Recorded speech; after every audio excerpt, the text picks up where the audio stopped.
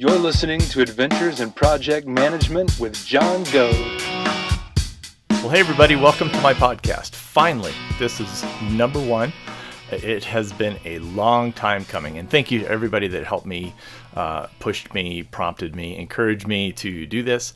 After managing projects and being an owner's rep and consultant for over 25 years, I really have a lot to say.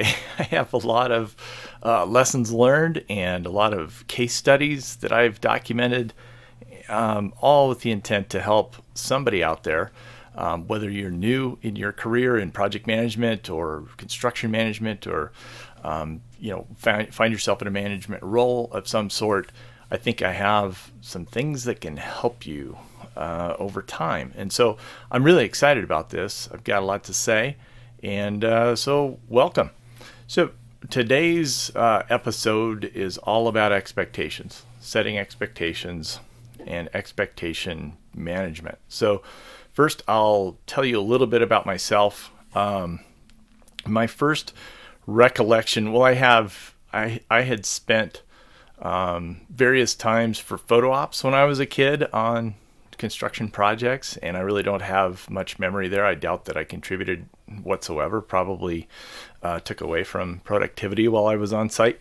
But one of my first recollections of a job site was when I was in third or fourth grade. My dad was helping a friend of his build a home, and so somebody dropped their clines, their pliers in a wall form. And I recall my dad and his buddy grabbing me by the ankles and lowering me into this wall form to reach down and grab those clines. So I was adding value apparently at a young age, but no, that was a fun memory that I still kind of laugh about. Sometime later, similar time there, maybe when we lived in the same area, my dad was doing some layout or taking some shots on a piece of dirt on a lot that he was going to build a house. And I remember being the rod man. He had a David White level similar to the one behind me that I learned to use, but I was his rod man. And that was kind of a boring job, and nothing against rod people out there, but was not the highlight of my construction career. But my dad did teach me. He was a mechanical engineer. He had been an iron worker and then worked into mechanical engineering, and something I'm pretty proud of, for him. But he taught me, the basics of how to use the level and topography and shooting grade and all of that. And it really sparked an interest for me in how things are laid out in space, in terms of 3D, going from the drawings to the physical world was pretty exciting. And so sometime later, probably 13 years old, my dad had a friend from church that built decks and additions to houses and carports and things like that. He needed a little bit of help, so I helped him out on the weekends, and kind of learned what it was like to start swinging a hammer and being paid for it, which was pretty exciting to a young 13-year-old. I do remember the first time I smashed my thumb with a waffle head framing hammer. So that left an impression. I guess I had an early impression of construction with that. So, but when I was a little bit older, probably 15, 16 years old, I sold my first honest to goodness project. It was a deck job, and I don't remember the contact or how I met these people or anything like that. But I designed the thing. I did a materials takeoff. I priced it out. And I remember presenting it to the gentleman that I was about to work for, and he seemed very pleased with how I broke everything out. And man, I built the thing. I remember my dad having to haul lumber multiple times. There was no profit in it for him, that's for sure. I don't know if I even made money, but I put a lot of lumber at that thing. I didn't want it to fail, and I had a happy customer at the end. I do recall that. And it gave me a lot of confidence, and I really enjoyed the process of just the process of pulling everything together, putting it together, and then having a happy customer. And that's something that really stuck with me.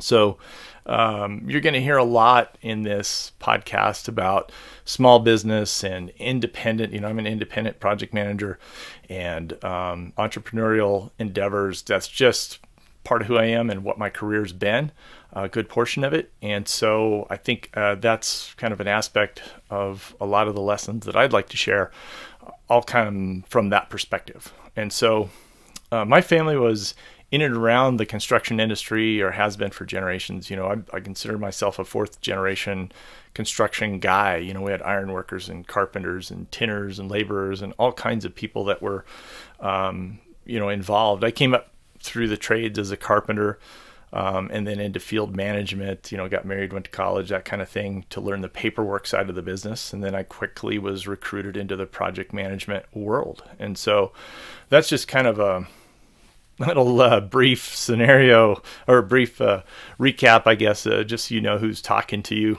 So on to expectation management. An example I want to use is, later in my high school years, I was building pole barns for, equine horse arenas and pole barns for horse stables and things like that. And, it was a fun job. I mean, take your shirt off and your shorts, swinging a hammer in the Colorado sun.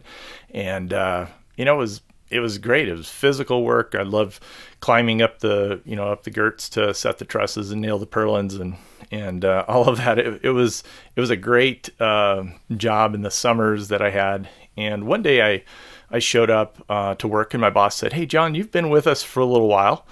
I want to make you a foreman."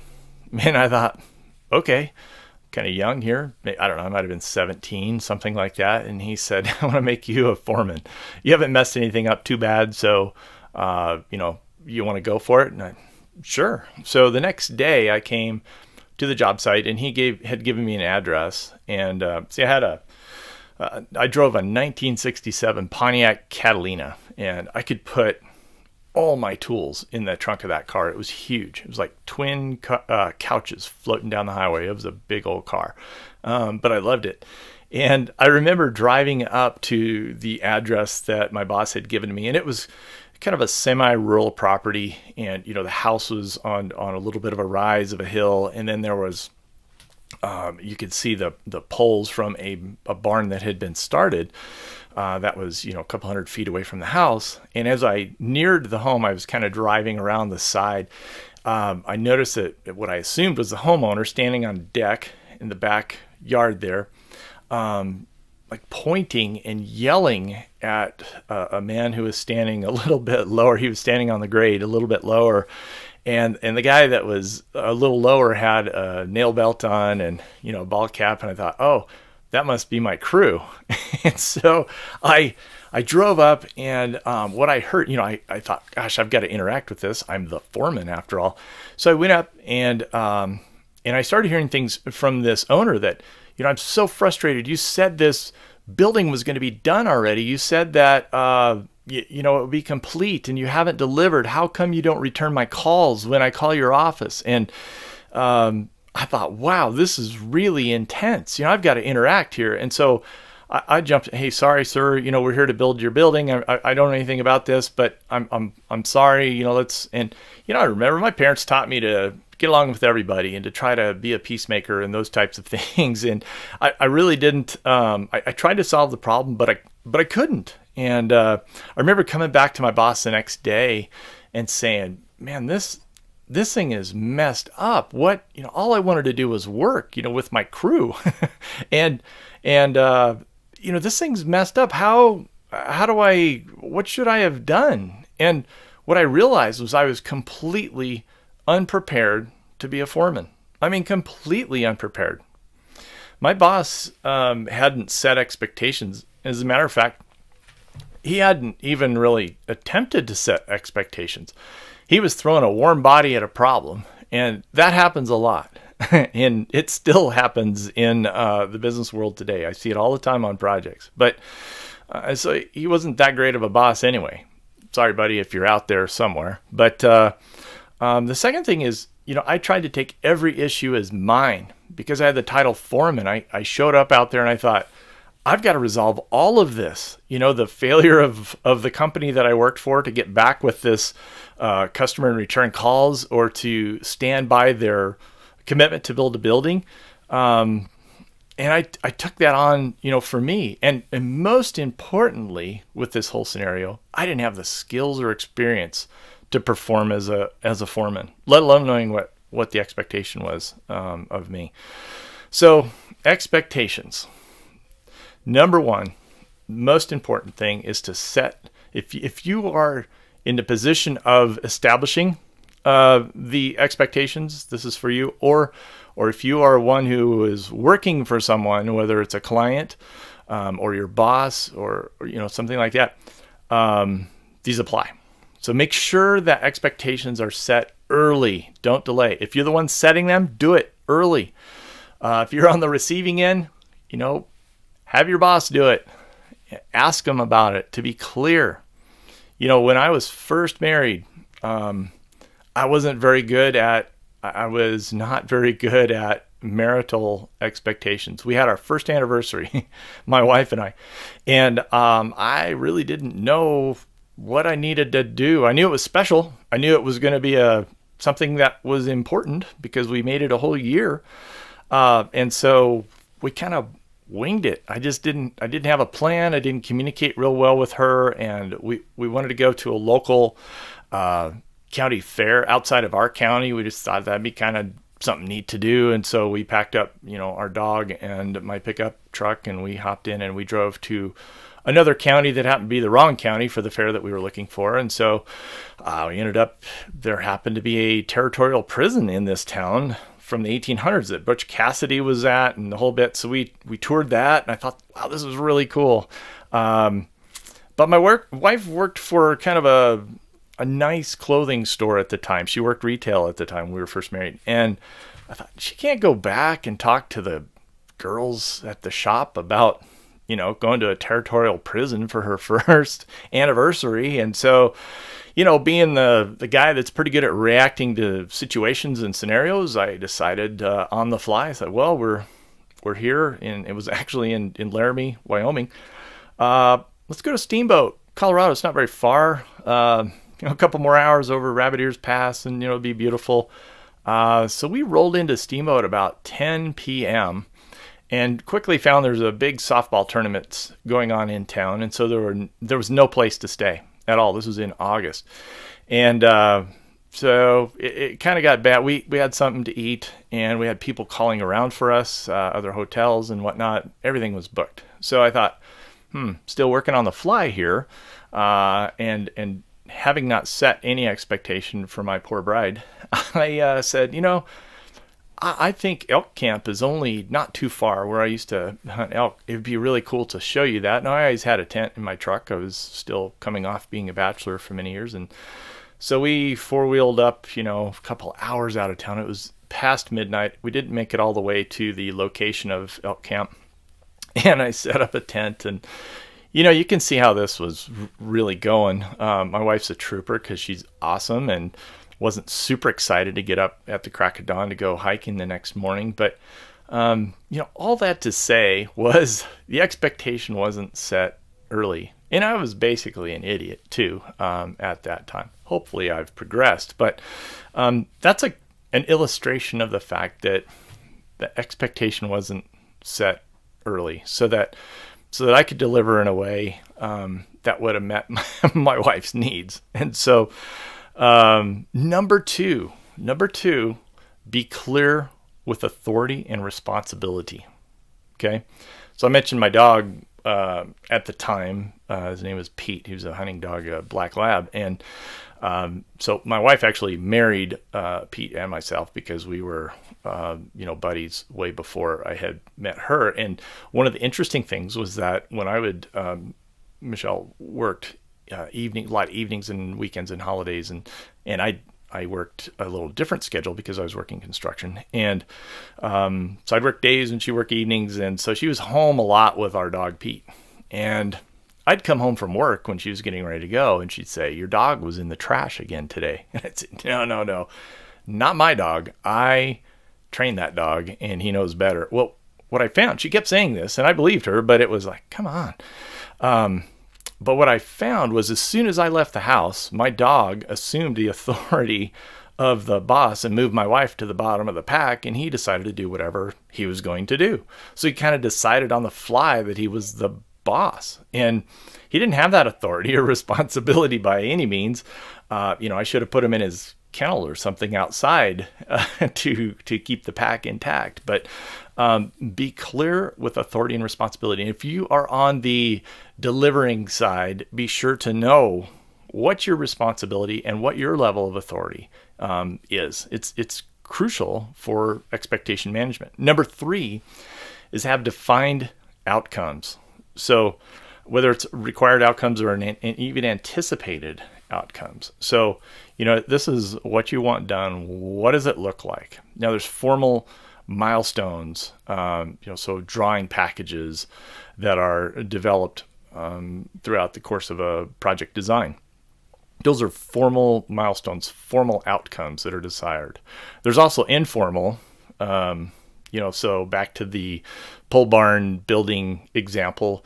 If my boss had said, hey, can you try to get the trusses set this week? Can you try, even an informal, I guess technically it could still be a milestone, but informally, that would have helped give me some guidance in terms of understanding what his expectation was. Ignore the owner, because he's going to stand there and shake his fist. Just go set the trusses. That would have been an informal expectation. Set something, though, because I still see struggles in projects these days that where the outcomes aren't defined. They're just expected to do your work, and so people work and work and work, and it sounds really basic and really crazy, but there are many times where the outcomes, a definitive outcome, is not defined, and that's so important. So this is maybe you're a first-time project manager or a new project lead. I know several people right now whose company is growing, and this isn't even construction related. It's just there's other industries where a company is growing. You've been at the company for a while, and since you're kind of the senior guy or gal, you are promoted to managing a group or a team now. And that's something, maybe you're a technician and really good at your craft. And then now you're finding yourself in this new role. And it can be really daunting. It can be overwhelming too, because you still have to do your job, but you also now have the responsibility for this team. And that's something that maybe you haven't been trained, or, there just hasn't been time to train because things, move at such a fast pace with companies as they grow. It's kind of like you've been given the keys to a race car. It's a really cool NASCAR, and you have the jumpsuit and the helmet and all of that, and they pitch you the keys, and you're used to sitting in the stands watching the car races, but now you're the one with the keys, or they show you where the button is to push, however you start those things, and you're behind the wheel, and everybody's watching you and expecting you to perform, and you've never raced before. You've never even turned the car on before. You've seen it from a distance, but you haven't been the one that's grabbed the wheel. Do you go slow and be real cautious? Do you just put the hammer down and hope you don't crash? I don't know. But I remember some of that too. When I was first starting out in project management, that there was just a lot of pressure for me to perform, and I didn't feel like I had all the tools. I didn't have everything figured out. And that was really it was unsettling. But I just did the best, that I could, and I sought the resources that I could. And so now I've been asked too, excuse me, that what about, so John, you're an independent project manager, owner's rep, consultant. What does expectation management look like when with the relationship between me and my client? And that's great. Same rules apply. So setting early expectations and not delaying. It's a little different with a client because, technically the client sets the expectation. They're the ones paying me. They're the ones paying for the project team. And I work for them, but I have to guide or recalibrate expectations as early as possible when I get into a new relationship like that.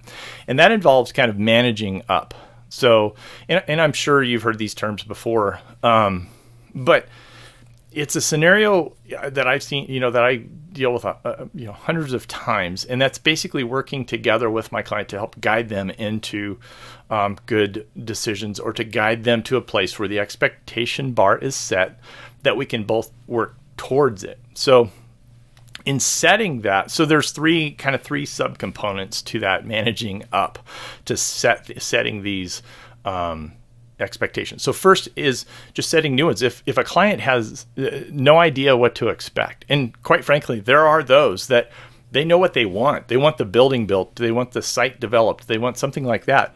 But they really don't know what's typical within the industry. They don't know what to expect. They just know that they want it done. And because, the process might be foreign to them. I've worked for a lot of kind of call them mon-pa or 1 or 2 time developers. Well, they have a piece of land or something that's their big play that they've owned for a while, and now this is kind of outside of their comfort zone. They're ready to pull the trigger. And so some of what they would expect, they just don't understand what's normal or what to expect. So those are kind of the easiest or the best, because we're starting from scratch. We can have good, realistic conversations and kind of, nail it down that, hey, these are realistic expectations. And those, I wish that happened more times than not.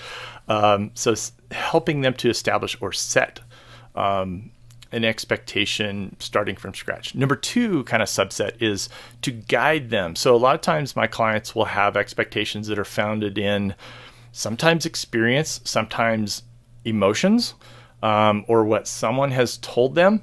A lot of times what someone has told them might be a trusted friend, but they're not a project participant or someone with any knowledge of the process, oddly enough.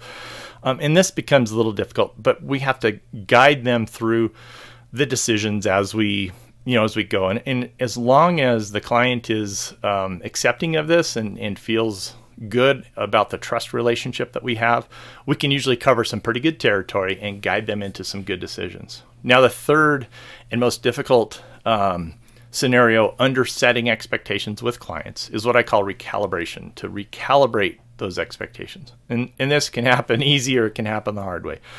The easy way is if a client is willing to understand that what they want, they can't afford, and we have to walk them through the fact that you don't have budget for it, so we need to rework some things. Or that's just an example, but budget comes up quite frequently. And if they're amenable to that and they trust, back to the trust relationship, then we can recalibrate to hit the budget to get to where we need to be.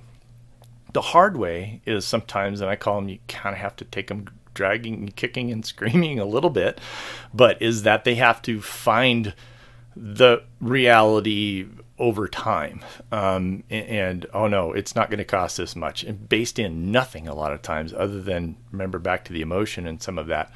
And it's a harder reset, harder recalibration when you have to let some things just kind of play out, let the design advance, let contractors put numbers together that are reality. And then finally it gets to a point that, okay, I was wrong. Let's recalibrate these expectations, and then we can kind of go from there. So those are kind of the 3 subsets of my helping a client or working with a client to set their expectations. So we set new ones, I guide them, or we recalibrate. So then number 2, back to just being clear with the authority. Okay, it's very important.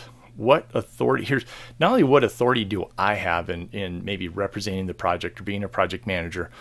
That's very important. I need to know, I typically don't sign contracts on behalf of my clients and things like that. But it's good to have those lines established of what authority I do and do not have within the project. But more importantly for me, interfacing with my client is, what authority do they have? Am I talking to the stakeholder? Am I talking to the board of directors? Am I talking to someone who's a gatekeeper to whom they have to report to a board or to some other entity? This all plays into how I can navigate through the challenges, but also work towards the expectations. If I understand their authority in addition to mine, it's very important. So again, a little different with the client relationship than a boss in a, or a manager in their team. And then lastly, defining the outcomes. What are my deliverables for the client? Well, that's usually defined in my contract. But there's other nuance. There's other smaller things like I have some clients that require a lot of touch. They want to be talking all the time. They're more hands-on and they want to see things and they want to be involved. And then I've got others that just, hey, you're hired, you handle it, give me an update. So that falls under the definition of, defining outcomes as well. And just to make sure that I'm reporting in a way and delivering what I said I was going to, but doing it in a way that speaks to the needs of that particular client. So all that to say, the premise of expectation management is the same, whether you're the boss, whether you are the project lead, the new project manager, or whether you have a client that you're trying to manage up with. Same principles apply. And the just 3 pitfalls of poorly communicated or absent expectations. I mean, certainly confusion. Back to my pole barn example, there was confusion on site on my behalf because I wasn't clear on what my role actually meant. And I think my crew was confused. I mean, there was just a lot of confusion that went on. Secondly, that can lead to quality issues. So, if we're not defining outcomes, if we're not defining and setting the expectations, the quality issues can happen because there's not that level of communication that will help define that. I've seen it happen over and over again. And lastly, a pitfall is inefficiency and a waste of time. And that goes back to number 1 with the confusion. Anytime you're not hitting on all 8, anytime you're not firing in a way that everyone's working towards the common goal, towards the expectation, then there's going to be inefficiencies, and that costs money, costs time and money. And you know what? That's kind of a big deal. I put a note here. If there's ever a project that has too much funding and too much time, I'm for hire for that one. I haven't seen it yet in my career, but inefficiency is bad. It's not good. So remember this: the expectations need to be set early and do not delay. Be clear with the authority and responsibility, and lastly, define the outcomes. So thanks so much for joining me today. I'm really excited about this new podcast. I hope that you've heard something that will help you professionally or personally with your work. My desire is to pass on what I know and what I've learned over the years to help you become a fulfilled leader, a better manager, a better you. Take care now. And until next time, this is John with Adventures in Project Management. Take care.